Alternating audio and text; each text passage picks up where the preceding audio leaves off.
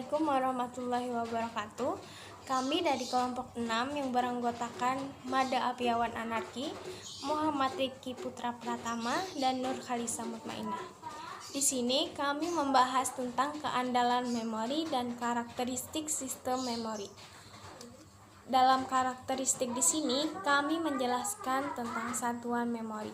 Langsung saja kita masuk ke pembahasan. Assalamualaikum warahmatullahi wabarakatuh. Nama saya Muhammad Rifki Putra Pratama dari kelompok 6 untuk mata kuliah pengantar organisasi komputer. Jadi di sini saya akan membahas tentang keandalan memori.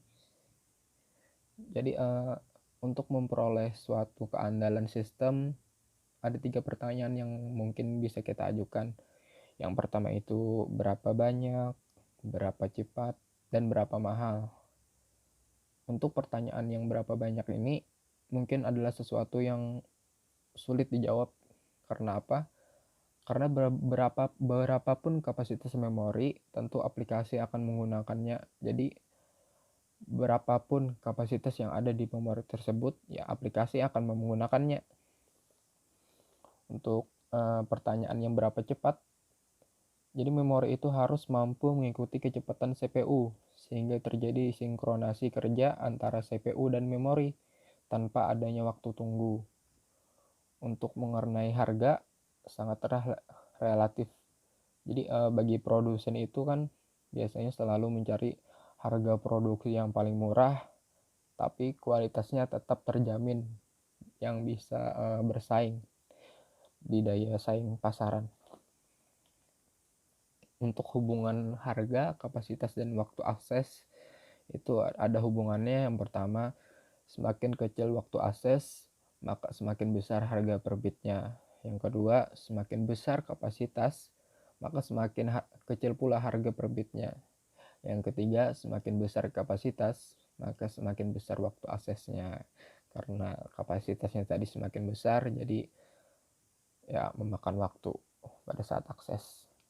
Jadi untuk memperoleh kinerja yang optimal, nah maka perlu kombinasi teknologi yang bisa disusun di hierarki memori.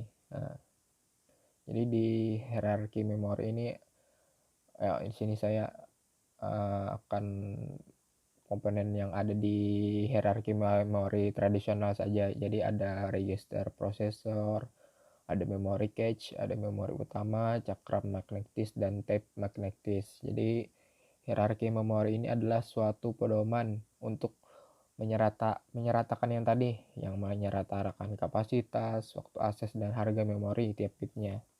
Saya Mada Apiawan Anarki, saya akan melanjutkan penjelasan dalam video ini, yaitu satuan memori. Dalam kehidupan sehari-hari, kita sangat memerlukan yang namanya memori, seperti flash disk, hard disk, yang digunakan mempunyai kapasitas yang dinyatakan dalam byte, misalnya 16 GB. 16 GB tadi dinyatakan dalam satuan memori. Satuan terkecil dalam sistem komputer yaitu bit atau binary digits. Dalam satuan memori terdapat yang namanya bit, kilobyte, megabyte, gigabyte, terabyte, dan petabyte. Nah, selain itu juga satuan memori sering kita kaitkan dengan istilah transfer data, misalnya 100 GB per second atau 1 Mbps per second. Satuan-satuan sistem komputer dapat dikonversikan seperti tabel berikut. Dalam tabel konversi satuan memori ini dapat kita ketahui yaitu 1 byte sama dengan 8 bit.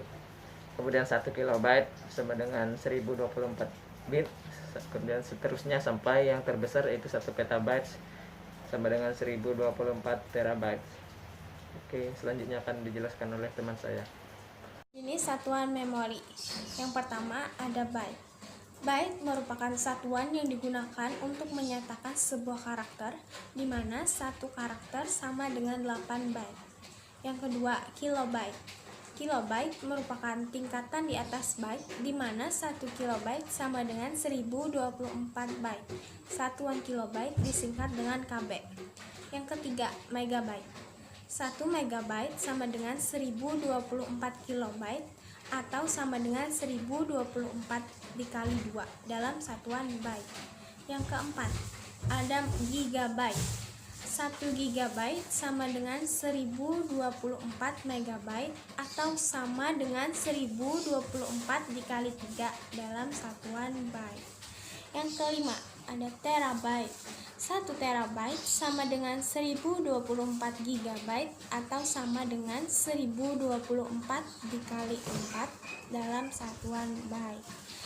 Yang keenam, petabyte. 1 petabyte sama dengan 1024 terabyte atau sama dengan 1024 dikali 5. Satuan ini disingkat dengan PB.